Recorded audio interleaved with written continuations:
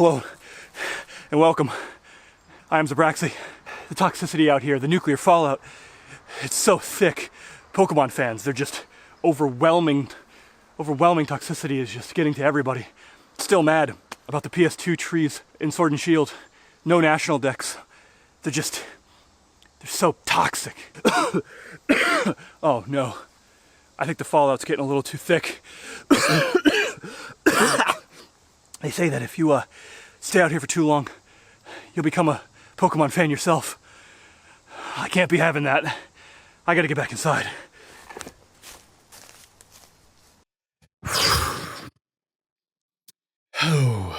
So, Pokemon. I've been an avid Pokemon player since the original Generation 1 games were released. I've been there since the craze began and the entire world suddenly knew what a Pikachu was, and everyone's aunt loved that fire lizard because he was cute.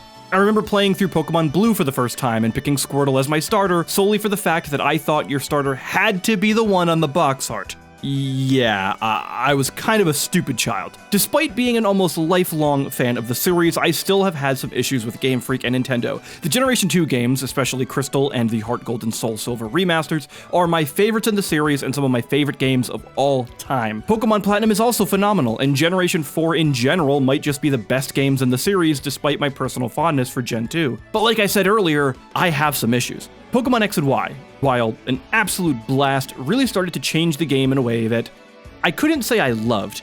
To say there was no more challenge is still a bit of an understatement. Many RPG elements started to be stripped away at this point, and the franchise was always a bit lacking in that regard already. The core Pokemon loop was still there, sure, but it all just seemed like that's all there was. The Sun and Moon games would then follow up as quite possibly the most boring and slow role-playing games I've ever had the displeasure of playing. Despite having some really good Pokemon designs, the innovation of this generation was apparently to have less gyms and to interrupt gameplay every 27 steps so more dialogue could occur. Sword and Shield introduced the wild area, brought back gyms, and turned gym matches into really hyped events in the world. I had a blast with Generation 8, but still, I always wanted something a bit different, a bit more. I wanted a more RPG adventure. While games like Ni no Kuni would come along and be a massive success, I still wanted a monster-raising RPG, but I more specifically wanted that in Pokemon. The Pokemon series just hasn't scratched that itch for so long. While it's possible the Arceus game will be that innovation, I just don't quite trust Game Freak to deliver on something deeper within the Pokemon universe. They seem to be more content with just more of the same, with even less from the previous games in some cases. I'm left here looking ahead to projects like Temtem to satisfy my desire. So what is it from the Pokemon series that it hasn't been giving me that I've been wanting or desiring? At first, I thought maybe it's just got to be the RPG mechanics. I mean, that's the thing that keeps jumping out to the front of my mind, so it's got to be that, right? Or maybe I'm just burned out on the series that I've been playing since 1998. Or heck, it could just be the fact that this series might just not be for me anymore. I've enjoyed it to this point, but it's kind of going to be lukewarm forevermore. Maybe Pokemon just isn't for me. And then I played Uranium.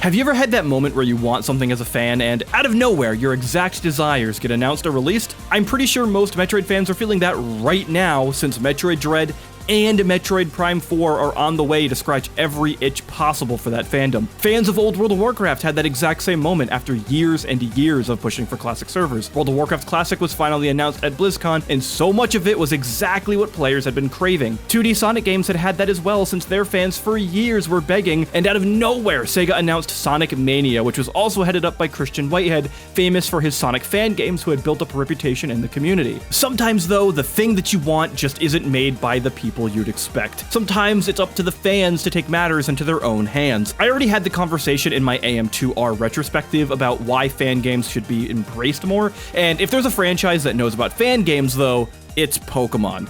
Many of these fan projects even get full physical releases for their respective hardware that the game is emulating for. Titles like Pokemon Ultraviolet or Liquid Crystal can be bought in real money on real cartridges to play on real hardware. And they work! And from everything I've heard, they're really good! We still haven't even scratched the surface when there exist titles like Pokemon Reborn, the famous Pokemon Prism, and the insanely beloved Pokemon Insurgents. There are so many takes on the Pokemon formula, and many fans would argue that some of these are amongst the best in the series, including official games. While Insurgents and Prism seem to be the most famous fan projects amongst Pokemon fans, there's no doubt that the most well-known fan iteration of Pokemon ever has to be 2016's Pokemon Uranium. Released on August 6th, 2016, the exact day as AM2R, by the way, Nintendo had their work cut out when they sent cease and desists to both projects. That day, though, fans would scour the internet to find these games to play, these would-be banished titles. Both of these games were original nominations for the 2016 Game Awards for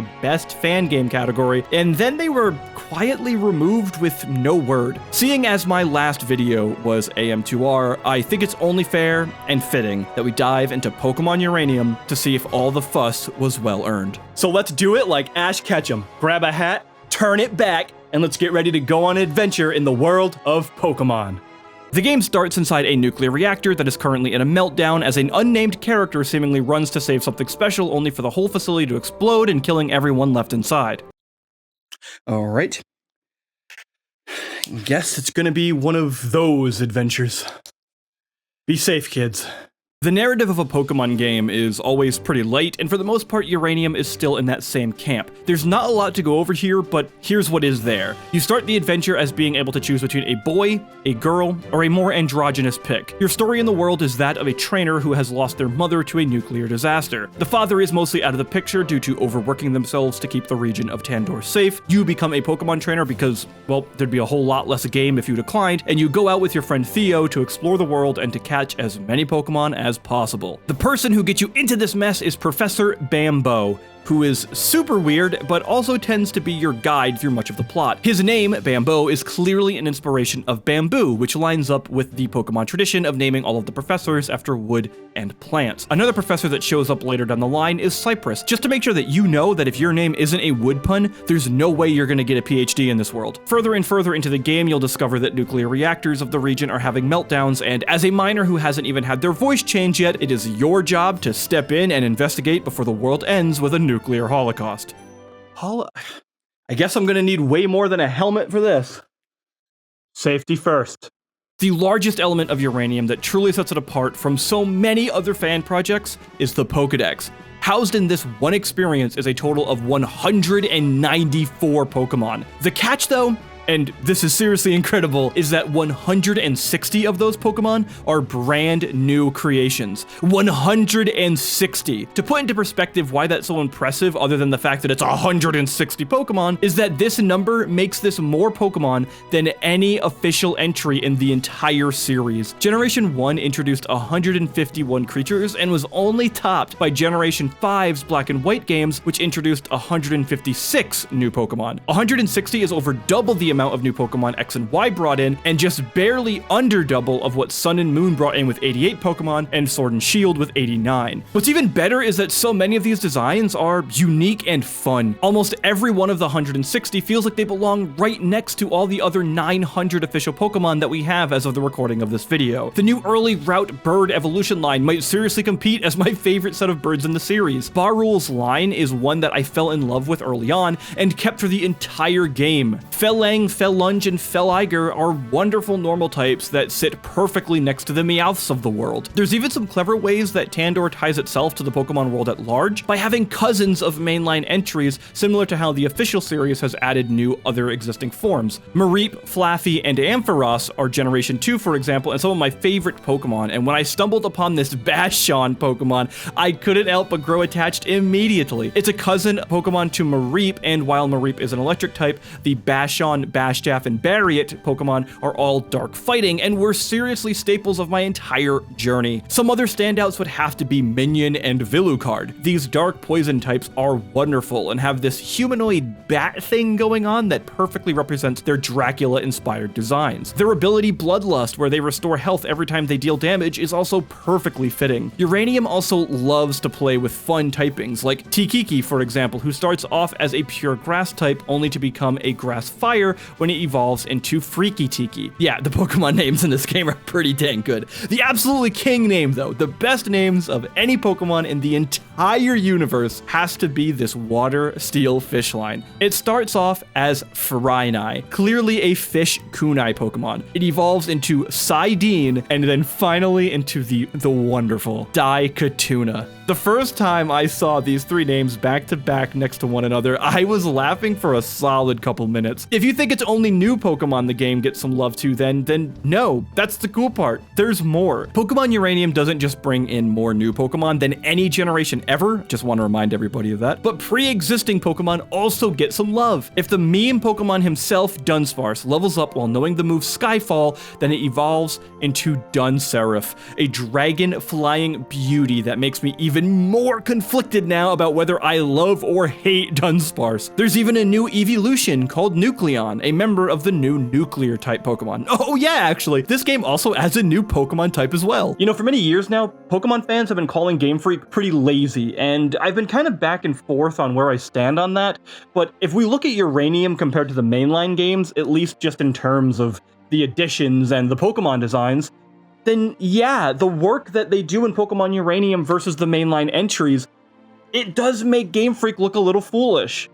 And I know a lot about looking foolish. All of these Pokemon really give the world this feeling like it's riding the edge of fantasy and reality. This is a line that Pokemon always tries to ride, and sometimes they nail it, and sometimes they make vanilla sentient ice cream cones. We have Magnemite, for example, an actual magnet, and we have decided that its evolutionary process consists of grabbing two of its mates and giving them a hug. The point I'm trying to make is that Pokemon is a fantasy world, but the world itself kinda has to make sense, and overall at least, Game Freak has done a pretty great job of keeping things working. Uranium steps in and does more of the same with its imaginative but contextually understandable designs. Boy, do I just love the new Pokemon in Uranium. This 160 new creatures is probably in my top 3 favorite Pokemon generations. Seriously. As I mentioned earlier, the Gen 2 and Gen 4 Pokedex are my top 2 favorites, but Uranium really competes with Generation 1 Pokemon for me as the number 3 slot. I never imagined that I would say any fan Pokedex would ever be in my top 5, never mind in the top 3, but I just fell in love with these animals right off the bat.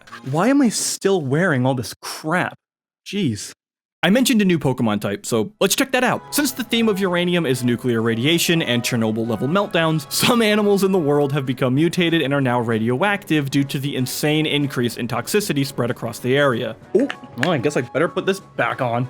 These Pokemon have slightly modified designs and won't listen to any commands that you give them, really. They do kind of, but they also turn on you. They also have access to nuclear-specific type moves, and if you've ever played the Pokemon Coliseum games, the nuclear type kind of works very similar to Shadow Pokemon in those titles. While Shadow Pokemon are locked to trainer battles, nuclear Pokemon are out in the world to find, though only in very specific areas or at very particular story moments. Eventually, you'll be able to cleanse the Pokemon of their radiation, which makes them obey your commands, so now they're finally usable in battle. By far the most notable thing about nuclear types is the effectiveness of the type versus other Pokemon. If you've ever wanted a glass cannon typing in the Pokemon games, here you go. Nuclear is not effective against nuclear and steel, but super effective against every other type in the entire game. Normal, fire, fighting, water, all of it.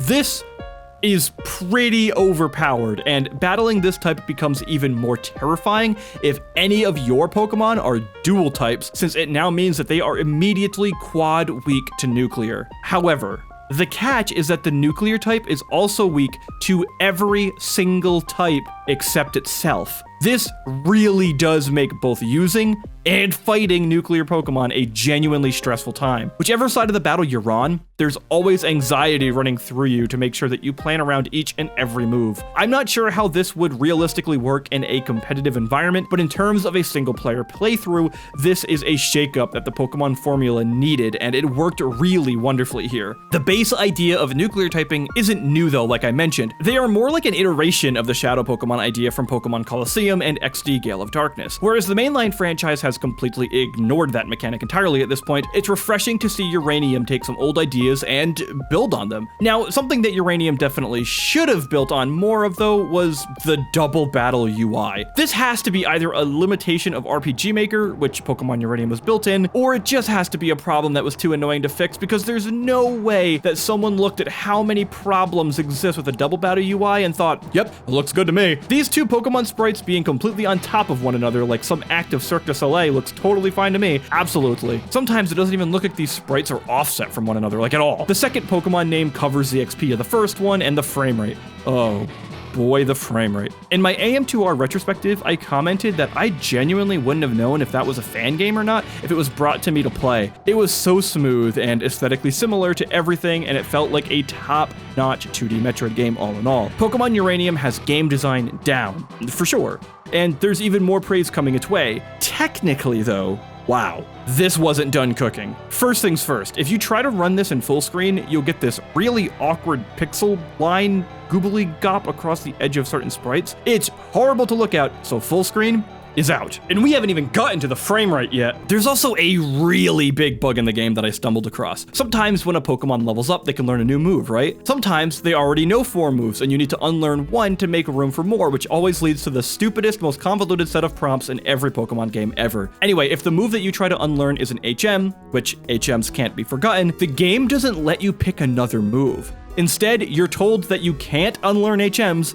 and then kicks you out of the entire window and back to the battle without giving you the option to choose a different ability. The first time this happened to me, I lost out on the move Protect of all things, which is a pretty dang important ability. We'll just wait until you can unlearn HMs from the move tutor, right? That's not a bad idea if it wouldn't be for the fact that you have to wait until basically the 8th gym to finally bump into that guy. You can't unlearn HMs until you're about 85 to 90% of the way through the game. So when this problem happens, or let's just say you give an early Pokemon Rock Smash and you really don't want to use Rock Smash on it anymore, you're stuck with a useless fighting move for about 35 hours. Hey buddy, can you just talk about the constant frame rate problems? Oh, and then there's the frame rate. Finally! But even worse is the pacing sometimes. Ah, come on! Early on in my playthrough, I had wrote down some notes talking about how well the pacing and difficulty was. Trainer battles after the first gym really ramped up and became relatively challenging. I was regularly using items and planning my moves, you know, kind of like every other RPG ever, which is something surprisingly missing from the Pokemon games. I was so relieved and excited that there would finally be some remote challenge for the first time in a long time. The last time I even remember losing to a trainer battle in the mainline series was probably my first attempt of the Iris Champion rematch in Black and White 2. And before that, I don't think I remember losing till Cynthia from Platinum. Since then, I just don't recall wiping in a Pokemon story game ever. In Uranium, I wiped probably close to 10 times or so. It might have actually been even more than that. But seriously though, I'm saying that I wiped that many times, and I'm saying that with happiness behind it. I loved the fact that the trainer battles and the gym leaders were sometimes super tough. Gyms don't follow that typical trend that Pokemon games do where all their Pokemon share a common type either. While there are a couple that are like that, the first gym being all normal typing for example, the rest of the gyms are set around themes. Pokemon that you'd find near a beach environment for example, which allows the gym leader to use all different types of water, bug, ground, flying, poison, and more. These gym leaders and many more of the trainers in general also have some really strong type coverage. If you don't know, type coverage is when you have a Pokemon that, let's just say that you know is weak to say fire, but you then also can teach that Pokemon a water move, so that way when the inevitable fire type comes out, you can counter it with its weakness instead. While the gym challenges themselves aren't anything to note and are mostly just as plain and basically boring like every gym ever made, the leaders are no joke. joke. But then along the way, you'll bump into some difficulty spikes, and some of them are massive. So I really like grinding in Pokemon games. I'm not sure why. It's probably tied to some crippling insecurity or just a sign of stupidity or something. I like to be a nice 5 or so levels higher than any of the surrounding route Pokemon when I get to a new gym. Normally in a Pokemon game, this is completely unnecessary and it makes me constantly overleveled, but it's a habit that I have formed back from when I was 8 when I died to Whitney's Miltank for 2 straight days. In the early game, I would argue that the pacing and difficulty curve was borderline perfect. I would occasionally stress a little bit, and I was always very attentive, and the press A to win just didn't apply. That is, until the 4th gym. The gym trainers have Pokemon ranging anywhere from 23 to occasionally level 28. By normal affairs, this would mean that the leader's final Pokemon is probably going to be around level 30. Okay, not bad. Well, and actually, yes, bad. The gym leader's Pokemon were between 28 and 32, and very, very strong at that. I got destroyed several times. Now, think about this for a moment. The range of levels of Pokemon in this gym are from 23 to 32.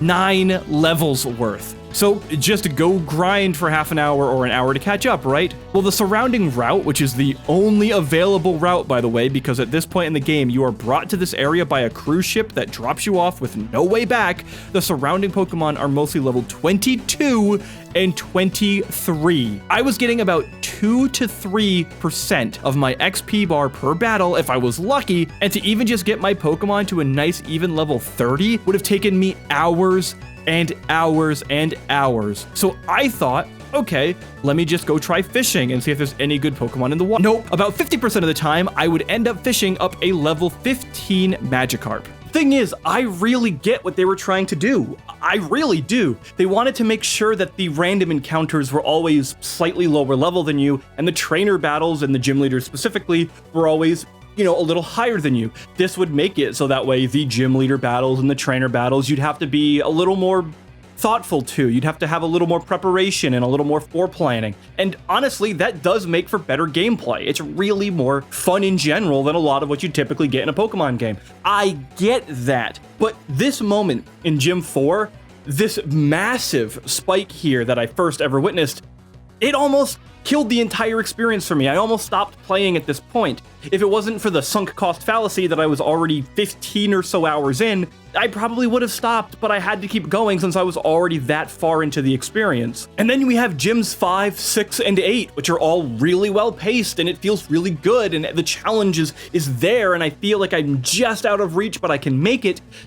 But then there's Gym 7. Oh, dear God, Gym 7. What did I do to deserve Gym 7? So after the 6th gym, I make my way up to the next route, only to be met with Pokemon that were averaging about 4 levels higher than my entire party.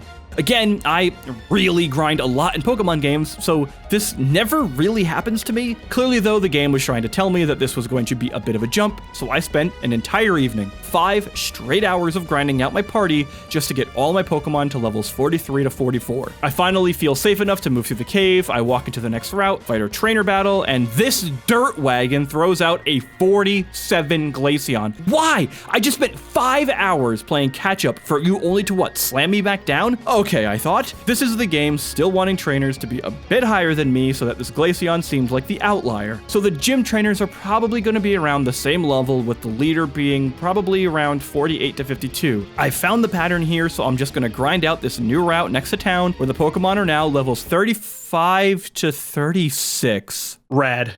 How? How are the Pokemon going down in levels? Did Uranium just turn into Benjamin Button? Oh, and the gym leader, by the way? Yeah, the one that I thought would have Pokemon between 48 to 52, that was my guess. Nah, dog, that old geezer has levels 52 to 56, including a Mega Evolution. So let me be clear though, this moment here and the one at Gym 4 are quite literally the only spikes like this.